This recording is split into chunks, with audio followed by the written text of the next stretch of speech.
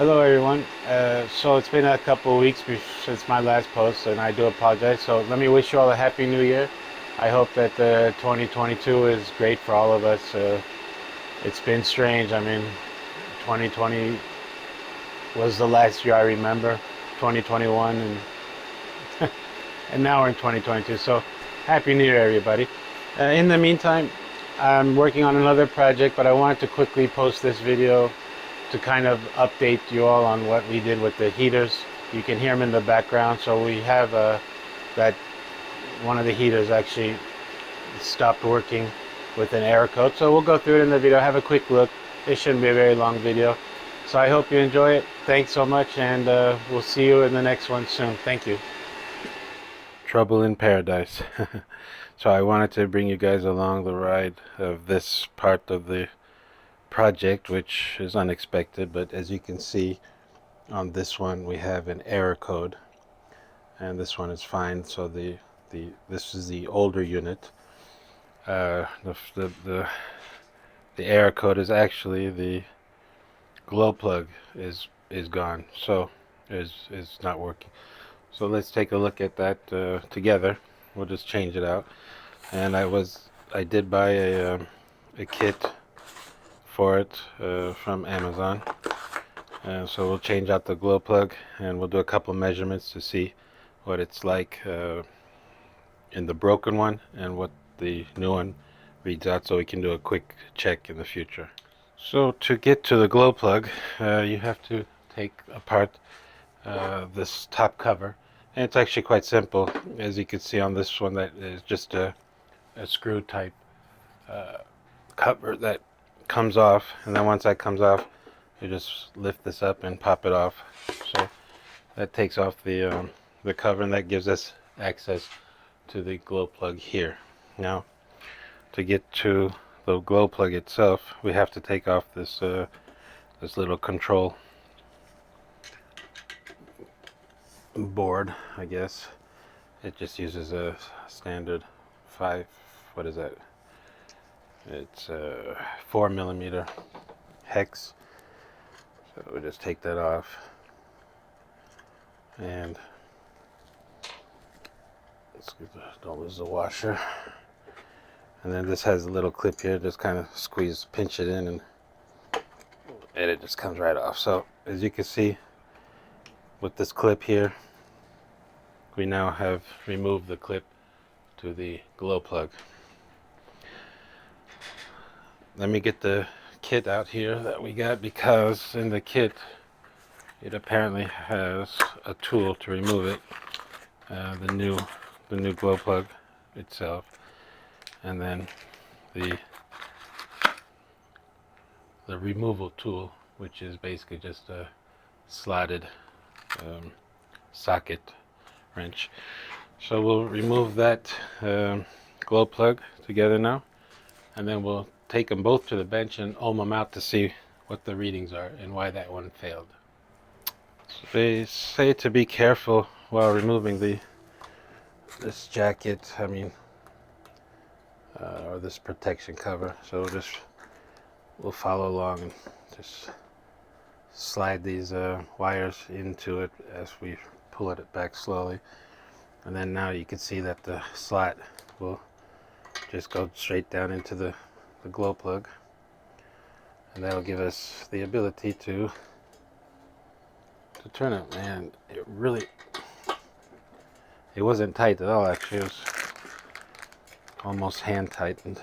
So we'll just now slowly undo the glow plug.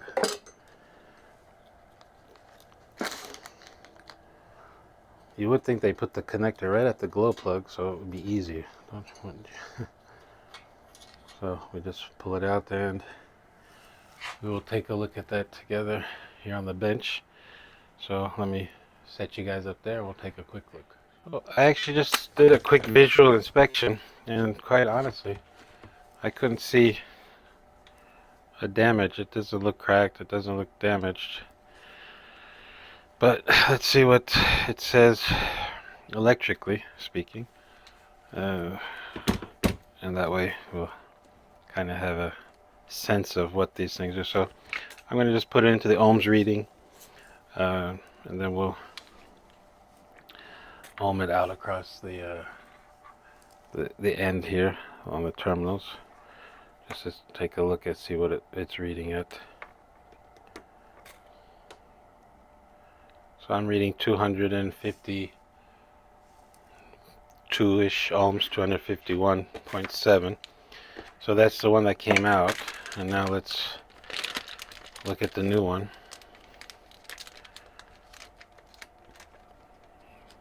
If I could get the package open.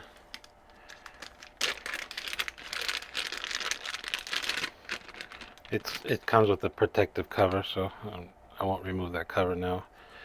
So doing the exact same thing. Oops. If I can. I'll move my hands in a second once I get a better position. Yeah. So this one, yeah, let me move my hands. So this one is ohming out at 0.4 ohms. So the resistance has gone up, obviously.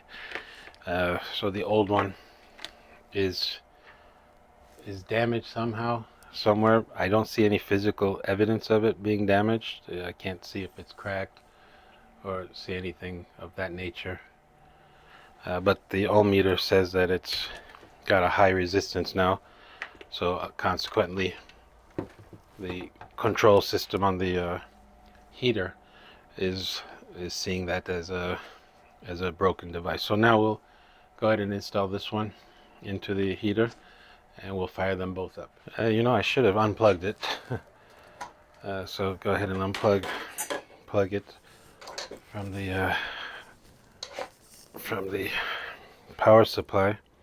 So this is just a very simple rubber cap that's protecting it. So just kind of slowly take it off.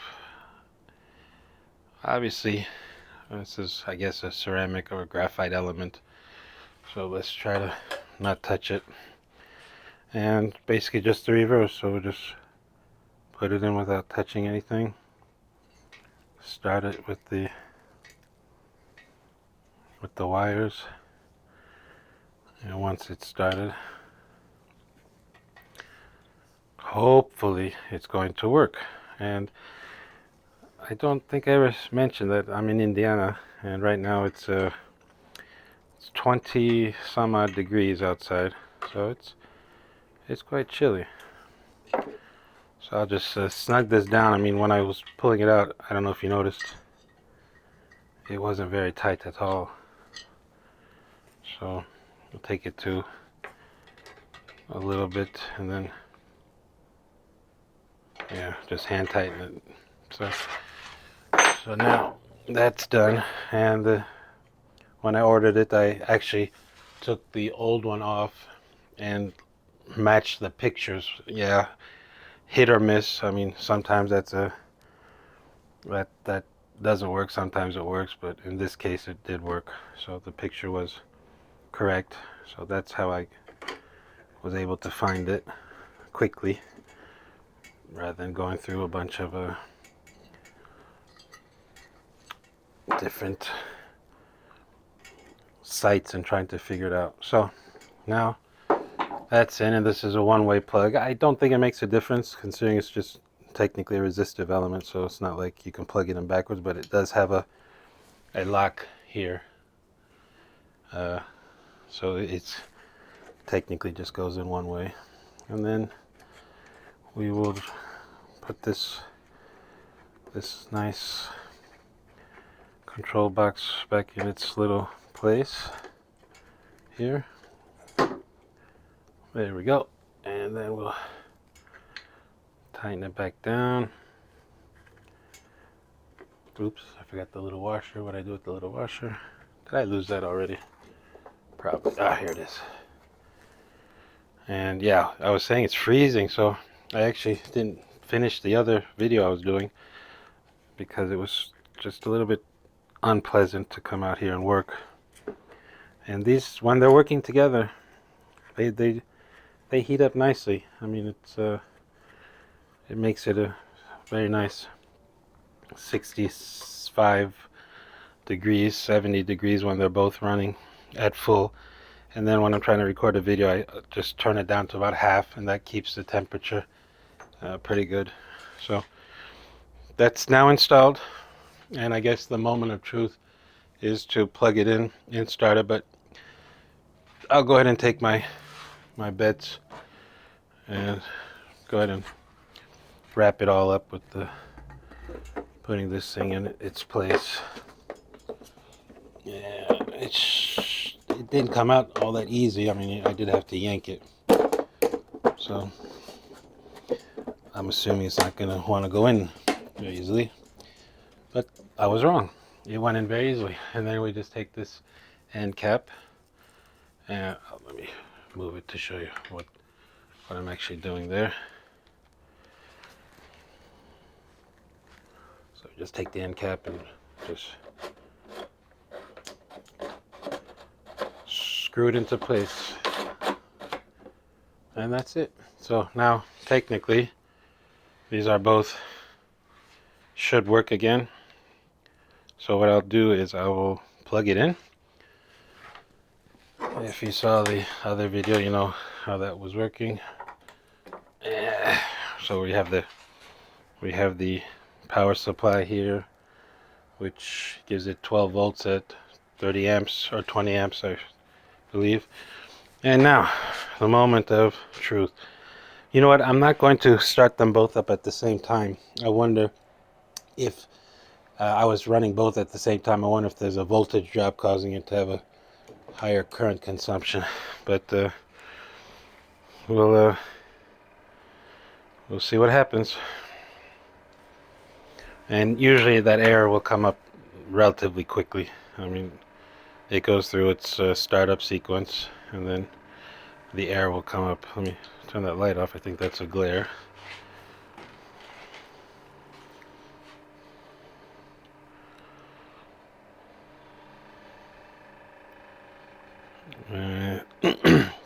Don't know what that noise is with the fan, but it's making a little bit of a clacky noise.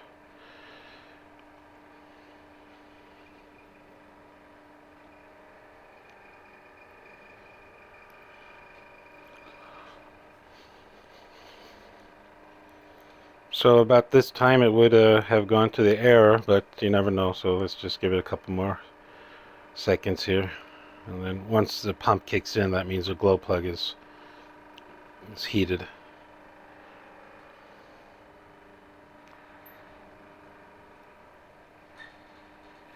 It's heated, it's hot. Anyway, the glow plug is lit.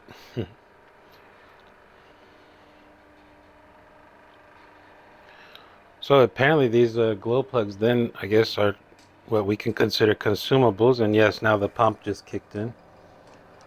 So the glow plug itself was the problem. So this is in its startup sequence, past the initial checks, and now the hopefully the heater will work properly. Yeah, I can hear it now. The fuel is ignited.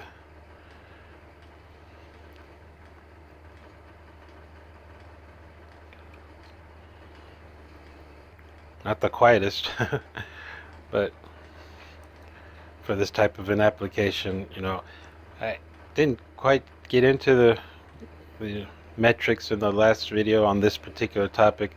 I'm planning to make one more on this one, and hopefully we'll check things such as the efficiency and how much fuel it actually uses. But let me just show you that the fuel tank that I have here,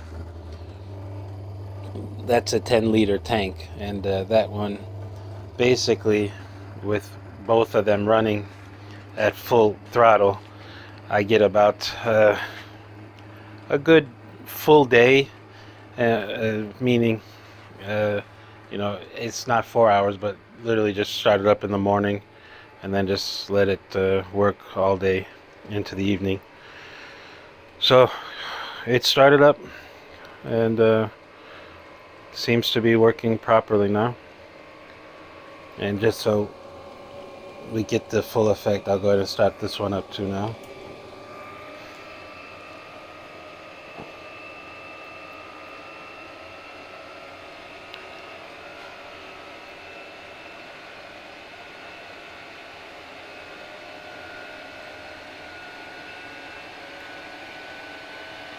Yay, I'm gonna have a little bit of heat again. Yeah, so just to show you the temperature, it is 39.1 degrees in the garage right now. And when it'll get a little bit, when both of these are firing out, I'll post the temperature at a reasonable time, let's say within about an hour or so, show you what happened. So this one is now doing its startup sequence, and the combustion chamber is coming up to temperature on this one. So you can see it's in the yellow.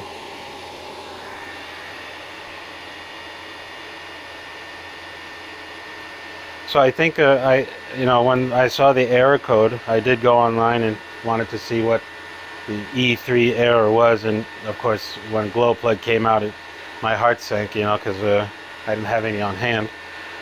But one point that should be noted, okay, great, so this pump just kicked in, so now both of them will be operational. There's a couple of, some other things could be wrong, maybe the MOSFET's driving it or whatever.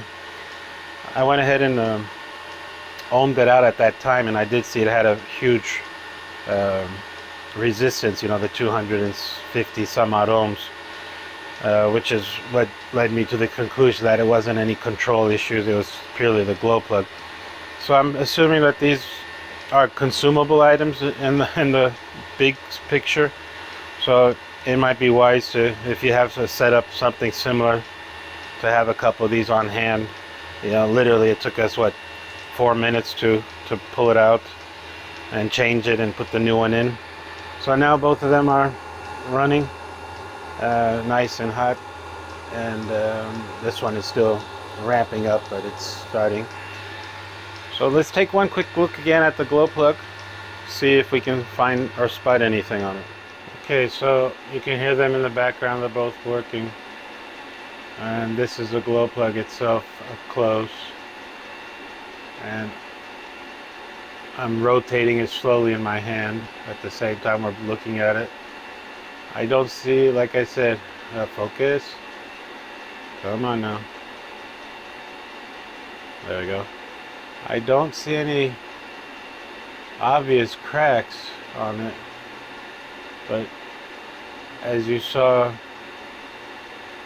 together, that it was the reading was high, so I don't see anything obvious on that, so that's the way it is. So as you can see, they've been running for a little over an hour now, 7 minutes, but let's take 5 minutes of that for heating up.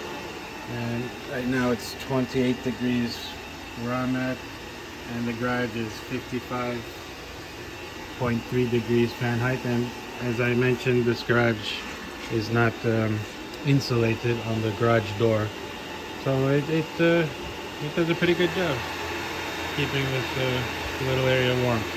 At the rate that it's heating up, we should get to the sun's temperature in about 1,600 years. Great. All right. Okay, so it's been running a little over 2 hours now, 62.5 degrees.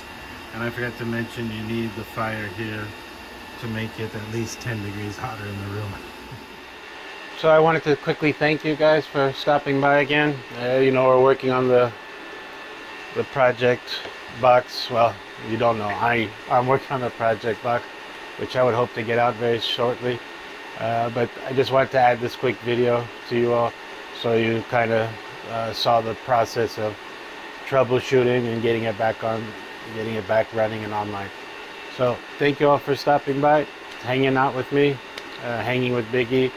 Please like and subscribe. I need subscribers. This is fun. I enjoy doing it, and I hope that as the videos progress in the future, that there's going to be a lot more things that I'll be sharing, and hopefully some of these will be inspiration, and maybe we might learn something together. So thanks for stopping by again. Take care. Bye bye.